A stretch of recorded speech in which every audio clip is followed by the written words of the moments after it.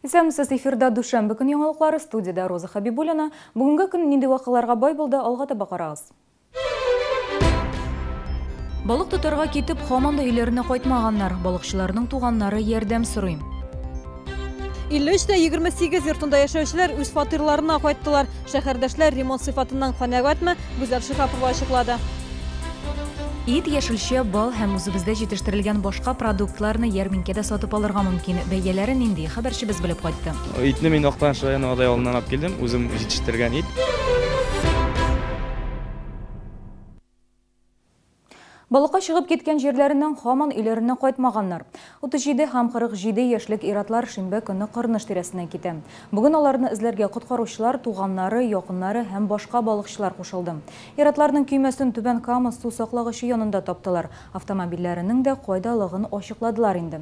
Коткаручылар аларны тагын 5 көн эзләячәк. Балыкчыларның югалуы бу көзен беренче очрак. Әгәр югалган балыкчылар турында берәр мәгълүмат беләсез икән, 112 яки 49 3106 телефоннары аша хәбәр итә аласыз. 53-28 йортында булган шартлаудан соң нәкъ 3 ай узды. 10 июльдән бирле зыян күргән шәһәрдәшләр КАМАЗ кунакханәсендә, туганнарында һәм бакчаларында яшәде. Бүген алар ниһаять үз фатирларына кайтты. Шәһәрдәшләр төзекләндерү сыйфатыннан канәгатьме? Аларга тагын нинди ярдәм күрсәтеләчәк? Гүзәл Шихапова ачыклады.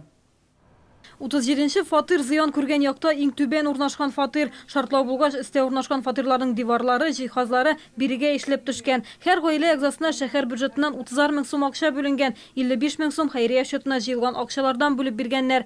Фатирны бушлай төзекләндергәннәр, җиһаз сатып алырга билгеле бер сума биргәннәр. 3 ай дәвамында күп күрдек ди хуҗабикә. Обои мы выбирали сами, но там тоже была лимитирована сумма до 1000 рублей. Короче, вот получилось, первый раз мы пришли выбирать обои, мы выбрали все, написали артикулы, им передали. Месяц проходит, нам говорят, что уже этих обоев нет, идите выбирайте другие. Бүген зыян күрүчеләр белән бергә фатирларны башкарма комитет җитәкчесе дә кабул итте. Ринат Абдуллин шартлауның сәбәбе көнкүреш газы чыгу дип белдерде. Шәһәрдәшләр бер көнне дә гаепләмәүләре белән килешми, компенсация сорыйлар. Резиновый шланг Поэтому не это никак... обслуживается газовой компанией. Ну, Только до крана. Как это? До крана. Барабар должно быть. К вам заходит же, только Да. до крана же и газовую плиту, прибор. Нет, они же Смотрят. проверяют, за что тогда с нас деньги берут. За техобслуживание. Они проверяют это и должны, наверное, я думаю, что резиновый шланг тоже туда должен входить. Просто это надо проверить, конечно, и узнать, что входит в Но техобслуживание. я думаю, что это безнадежно. Компенсация булмаячак, әмма киләчәктә 53-28 йортында яшәүчеләргә ярдәм итү темасы шәһәр советы утырышларында күтәреләчәк. 5нче каттан югары яшәүчеләр бөтенләй зыян күрүчеләр исемлегенә кертелмәгән. 6нчы катта яшәүче Нина Крутикова фатирында ремонт ясаганнар, әмма җиһаз сатып алырга акча бирмәгәннәр. Иптәше КАМАЗда эшли, правком 80 мең сум акча күчергән. Бу акчага яңа диваннар һәм шкафлар алырга телиләр. Ну, у нас пострадало, мы выбросили прихожку, диванчик с кухни, потом еще. У нас вот эта мебель, это взбухла вся, стол сломался, но это не беда, это мы сами как-нибудь, ну, раз не положено. Киләчәктә шәһәрдәшләр бу йортта курыкмыйча яши алачак дип аңлатты җитәкчеләр, йортны белгечләр кабул иткән. Экспертиза, компания «Реал», которая делала проект, которая имеет лицензию, имеет СРО на обследование таких вот сооружений, таких аварийных. Они делали проект, они делали обследование, они же дали и заключение, что все, дом устойчиво готов, строительные конструкции все усилили, все закрепили. Төзүчеләр диварларны ныгыткан, бу исә мәйданны киметкән. Берәүләр фатирларның 5-6 квадрат метрыннан колак каккан. Алар өчен бернинди акча да түләмәячәкләр. Әмма техпаспортта дөрес метражны күрсәтәчәкләр. Ярдәм итәргә теләүчеләр өчен хәйрия счеты һаман да гамәлдә. Гүзәл Шихапова, Сергей Вильданов, яңалыклар. Бәрәңгенең бәясе 10 сум, кишернең килограммы 12 сумнан да кыйммәтрәк түгел. Авыл хуҗалыгы ярминкәләрендә ит, яшелчә, бал һәм башка продуктларны шундый арзан бәядән сатып алырга мөмкин иде. Шимбә көнне шәһәрдә чираттагы ярминкәләр узды. Алар 4 мәйданда, Галиәскәр Камал, Шамил Усманов урамнарында, Сарман трактында һәм Южный агросәнәгать комплексында оештырылды. Ярминкәдәге бәяләрне һәм продукциянең сыйфатын безнең хәбәрчебез күзәтте. Шимбә көнне Сарман трактында яңгыр булуга да карамастан кеше күп. Шәһәрдәшләр ит, бәрәңге һәм башка продуктлар алган. Нормально мясо купили. А цены как устраивают? В магазине подороже. Ну, качество не знаем, уж как бы еще первый раз только вышли. Еще не определились. Мы на рынке обычно покупаем, в магазинах мясо не берем, на рынке покупаем. Продуктларга бәйәне авыл хуҗалыгы министрлыгы билгели, белгечләр иртәдән бирле бәяләрне тикшерә. Шәһәрдәшләр арасында канәгать булмаучылар да бар. Кайбер фермерлар 1 килограмм бәрәңге өчен 14 сум сорый. Им же бесплатно место дали.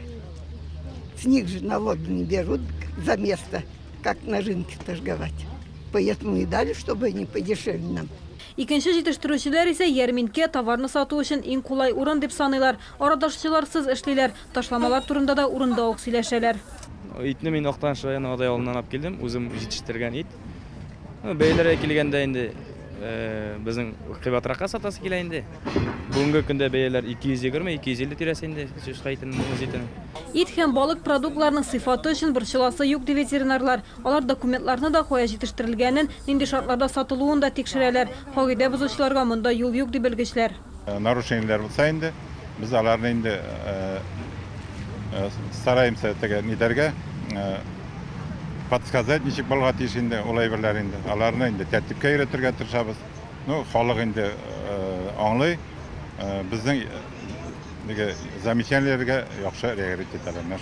Узган шимбәдә генә Чаллыга республиканың 14 районыннан 1000 тоннадан артык продукция китерелде. Киләсе ярминкәләр 15 октябрьдә 3 мәйданда узачак. Гүзәл Шихапова, Ленар Султанов, яңалыклар. Машина хәрәкәт итү җайламасы, әмма бүгенге көндә кулай бәягә куркынычсыз һәм уңайлы булган автомобиль сатып алырга мөмкин. Белгечләр машина бәяләре төшмәячәк ди. Иң яхшысы яңа җитештерелгәнен сатып алырга. Әмма модели ышанычлы булсын. Автомобиль сатып алганда нәрсәгә игътибар итәргә кирәк безнең сюжетыбызда. Не спеша, открываем! Диалог авто компаниясы сәүдә үзәгендә яңа автомобиль тәкъдир итте. Лифан Саланы 2-не Кытайлар әлеге модельнең икенче буыны дип атый. Лифан тышкы яктан да төптән үзгәргән, размерлары киңәйгән, интерьеры заманча. Техник сыйфатлары да күпкә уңайлырак. Несмотря на то, что он имеет общую базу со старым Солано, с прежними выпусками Солано, это, видите, совершенно новый автомобиль. У него новый интерьер, у него новый экстерьер, соответствующий мировым требованиям современных автомобилей. Тәкъдир итү вакытында залда булган һәркем Лифан Саланы 2-нең өстенлекләрен бәяли алды. Лифан Саланының беренче версиясы Россия базарында 7 ел элек барлыкка килде. Шәһәрдәшләр фикеренчә үзен бары тик яхшы яктан гына күрсәтте. Сәүдә үзәгенә килүчеләр Лифанның яңа моделен да уңай бәяләде. Она будет жить долго, вот так. Ну, а остальные качества уж надо в процессе жизни, но в комфорте супер. Так что я сам не откажусь от этой покупки. Очень красивая машина, очень. И внешне понравилась вообще. Ну и новенькую машину хочется, конечно. Китайцы, в принципе, они, конечно, лоск у них это присутствует. Взгляд радует, все ярко, все четко, все видно. Лифан Саланы 2 автомобилен Диалог автода кулай бәягә сатып алырга мөмкин. Рәсми дилер тәкъдир итүгә килгән кунаклар өчен бүләкләр дә әзерләгән. Машина йөртүчеләр өчен бәйге оештырылды, бүләкләр уйнатылды. Бәхетле шәһәрдәшебез өенә велосипед белән кайтып китте.